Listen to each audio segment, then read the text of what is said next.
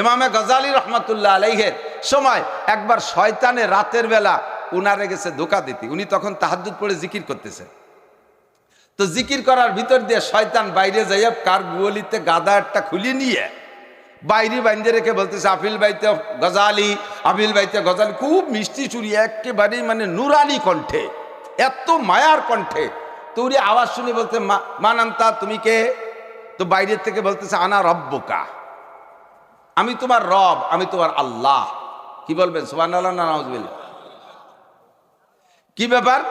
কয় যে তোমার জিকির, ইবাদত, কিতাবাদি পড়াপড়ি, তোমার আমল আকলাকে আমি মুগ্ধ হইয়া, বিশেষ করে আজকে রাত্রের কান্নাকাটিতে আমি আরশে আজিমে থাকতে পারি নাই। আমি জান্নাত থেকে স্বয়ং আল্লাহ চলে আসছি বুরাক নিয়ে তোমাকে নেওয়ার জন্যে, তাড়াতাড়ি আসো। তো ইমাম গজালি তো টের পাইছে কোন আল্লাহ আইছে। তো ইমাম গজালি বলছে আল্লাহ একটু দাঁড়ান বাইরে।